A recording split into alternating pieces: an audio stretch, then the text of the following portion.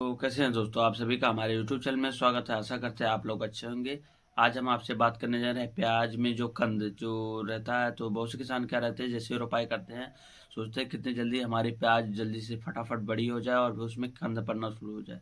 जैसे हमारे 40 से 45 दिन या 50 दिन की फसल होती है तो लोग किसान परेशान होने लगते हैं कि हमारी प्याज में कंद क्यों नहीं पड़ रही है, या अभी तक क्यों नहीं पड़ी, या पत्तियाँ इतनी बड़ी बड़ी हो गई, कंद क्यों नहीं पड़ा। और क्या रहता है कि आपको बता दें कि प्याज में खाद डालने का सही समय क्या रहता है, कंद को बढ़ाने का सही समय रहता है कि 40 से 50 दिन के बाद ही 40 से 50 दिन के बाद ही हम किसी दवा या खाद का प्रयोग करें ताकि हमारे प्याज का कंद बढ़े।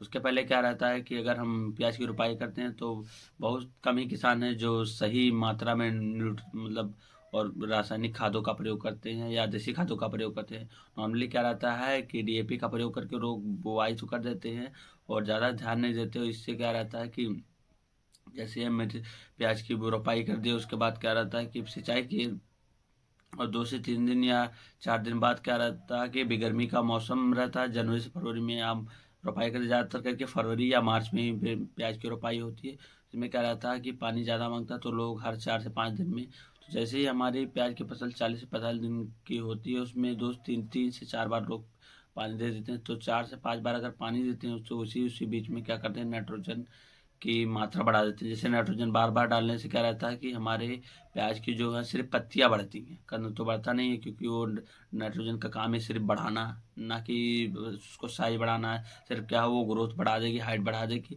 इससे क्या रहता है, सब लोग सोचते हैं कि हमारी प्याज तो इतनी बड़ी बड़ी हो गई तब भी कंद नहीं पड़ा। तो सही क्या रहता है कि अगर हम लोग का मतलब सिंचाई सिंचाई किए उसके बाद जब हम निकाई गुड़ाई कर रहे हैं, या 40 से 45 दिन की हमारी प्याज हो जाए, पहले निकाई गुड़ाई करने के बाद 40 से 45 दिन या 50 दिन जो, उसके बाद क्या करना रहता है, सबसे अहम भूमिका रहती है इसमें कंद का पड़ने का, पोटास का। पोटास और फास्फोरस का सबसे बड़ी भूमिका रहती है।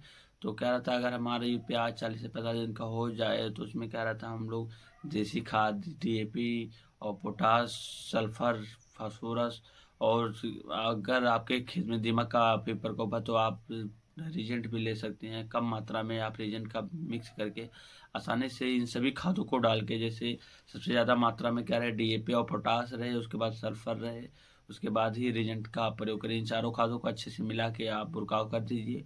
और ये ध्यान रहे कि हमें सिर्फ 1 से 2 बार ही नाइट्रोजन का प्रयोग करना है, लेकिन 40 से 45 दिन बाद हम लोग को नाइट्रोजन का प्रयोग करना एकदम बंद कर देना है। देसी खाद हो सके तो वर्मी कंपोस्ट या देसी खाद जो 3 से 4 महीने पुरानी हो उसको उसका प्रयोग करिए। आप कच्ची खादों का प्रयोग कभी मत करिए।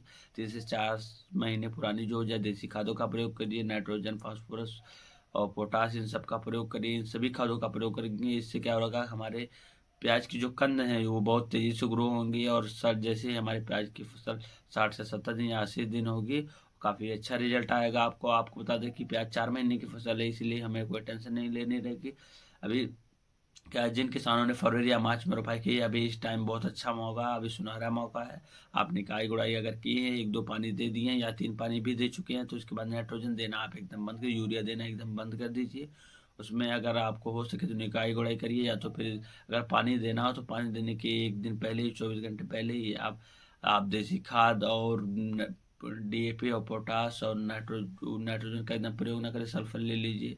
और आपको अगर खेत में लगे कि हमारे खेत में दीमक है तो आप रीजेंट का प्रयोग भी कर सकते हैं। 100 से 200 ग्राम आप लेके, अगर छोटी क्यारी 1-2 बिस्सा में है तो 100-150 ग्राम बहुत है। अगर ज़्यादा आप 50 ग्राम प्रति बिस्सा लेकर आप आराम से बुरकाव कर सकते हैं, चाहे जितना खेत हो।